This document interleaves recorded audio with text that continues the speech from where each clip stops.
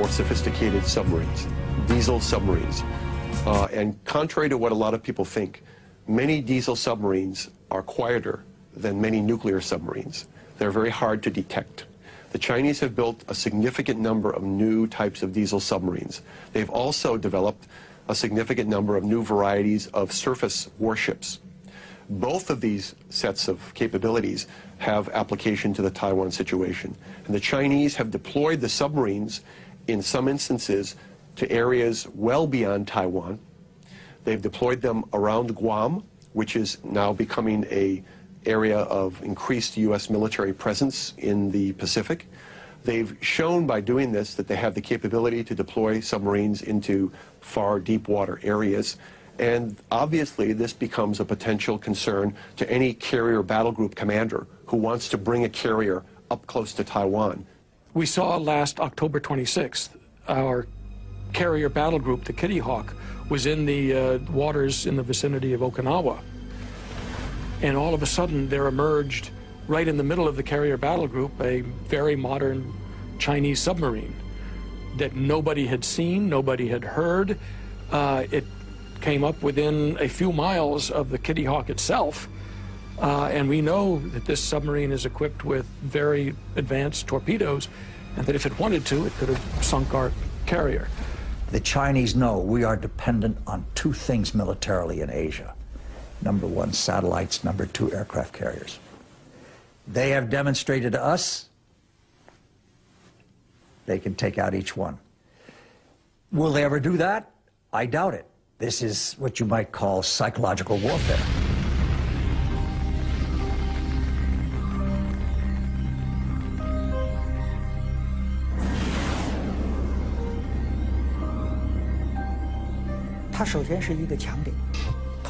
Satellites are an American strong point, but if you look closely, they can also be a weak point.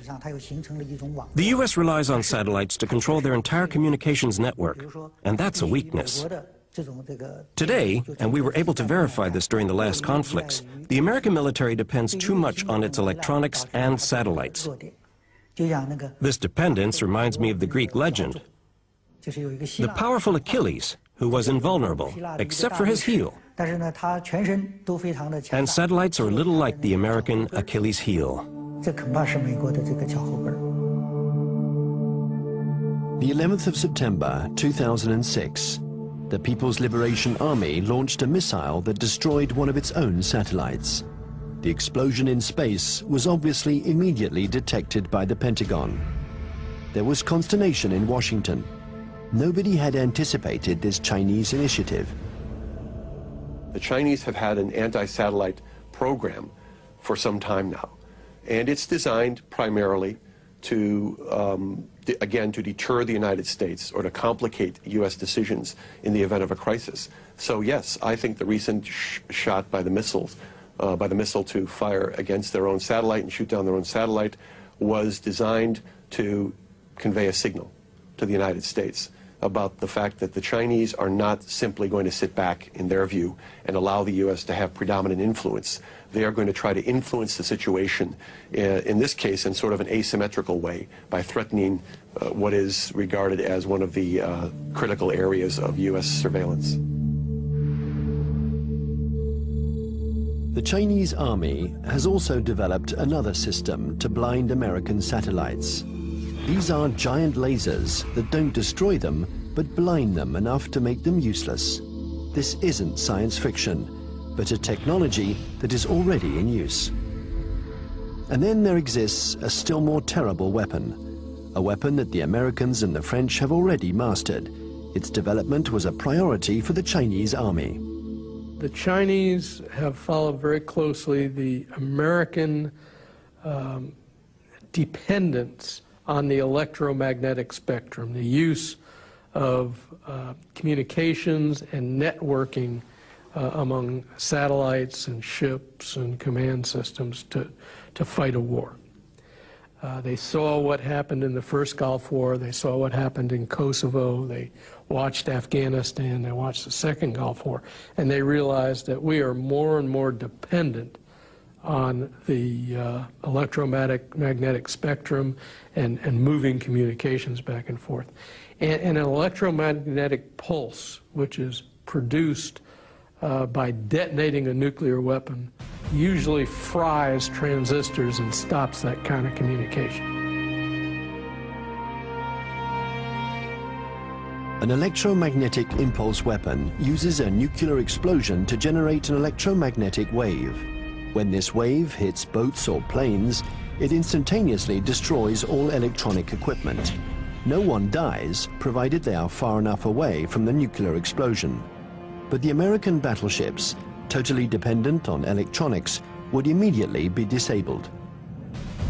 The Pentagon report described a nuclear detonated or nuclear generated EMP. I asked people in Pentagon, why don't you say they have conventionally generated EMP? They say, we don't want them to know whether we know them. The conventionally generated EMP is less problematic, and it is more useful or more usable, because when you have this EMP, there will be no nuclear fallouts. There will be less international protests. They already have it.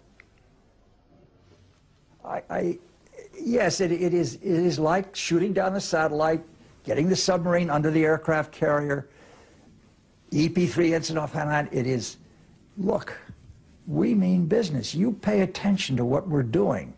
We're publishing the figures that our military budget is going up because we are creating a strong defense against you.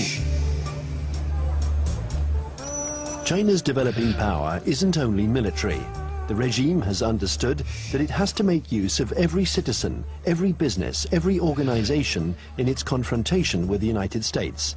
An arms race wouldn't make sense against Washington. It's a war to control energy, the media, culture, and raw materials. And facing an America that overconsumes, that is deeply in debt, and America weakened by its own excesses, China counters with its best weapon, its breathtaking economic growth. The new threat isn't the classic military threat, direct confrontation between one country and another.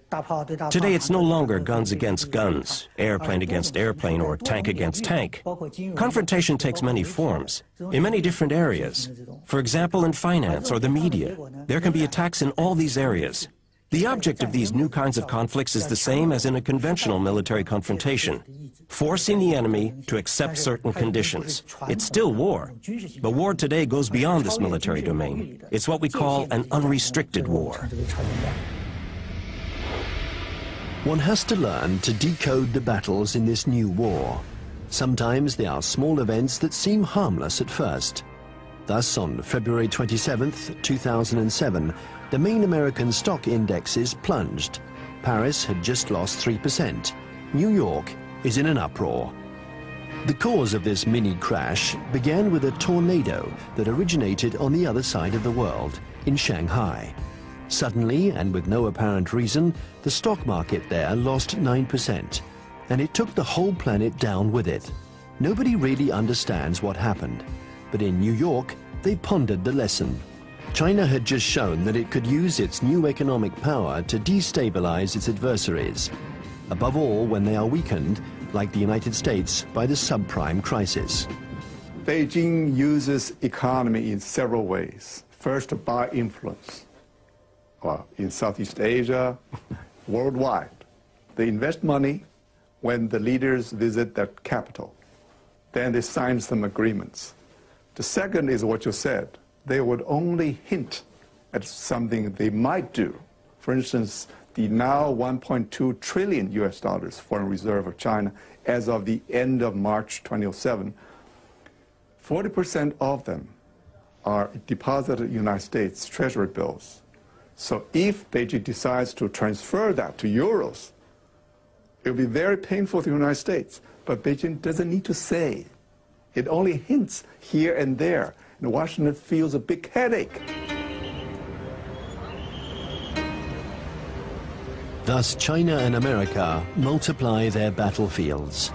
There is the piracy of Hollywood DVDs, the recall of Chinese toys by American builders, the reception of the Dalai Lama in Washington, the buying up of oil companies by Beijing, hundreds of conflicts.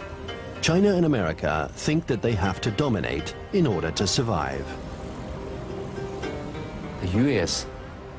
consumed over 35% of the whole, global consumption, right?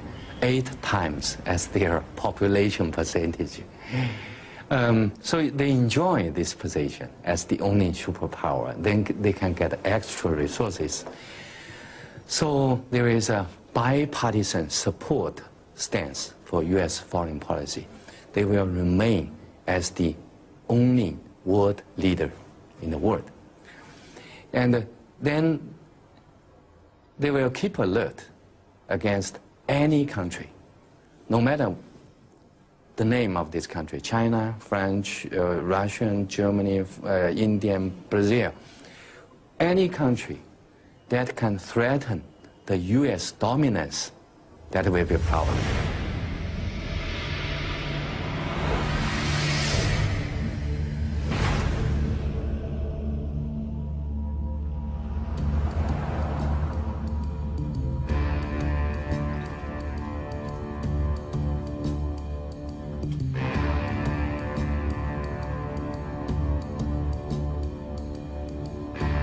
In Washington, China has become the major preoccupation of every administration.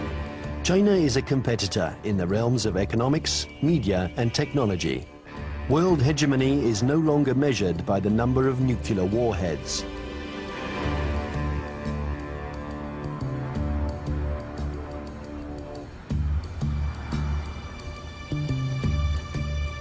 Congress has even created a permanent investigation commission, unique in its kind, whose mission is to study the economic and security challenges posed by China. Russia never got that kind of attention during the times of the Cold War.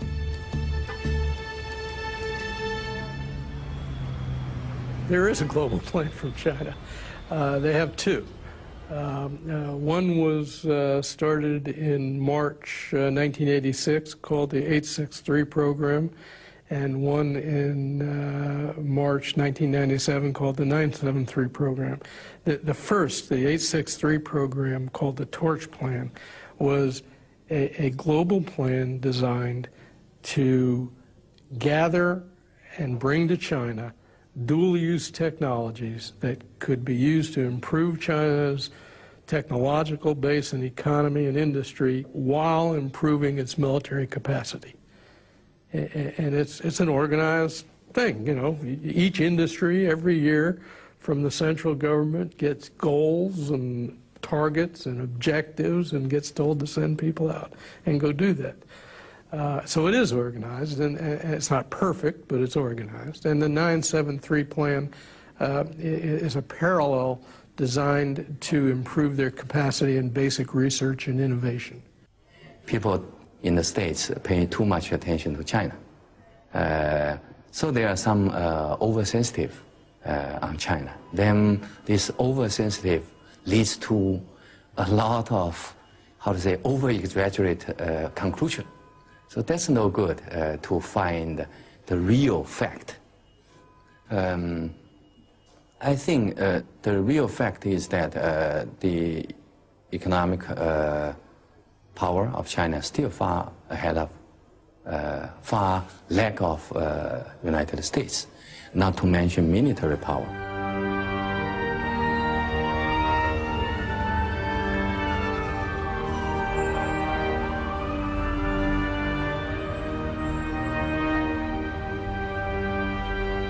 If the French Foreign Intelligence Collection Service goes to a student and says, while you're at Tufts University, we want you to go over to some laboratory and gather this, the student can say, I'm busy.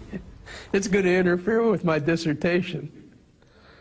If the Chinese intelligence service goes to a student and says, we want you to, you want a visa? You want a passport? When you go to the United States or to France, you will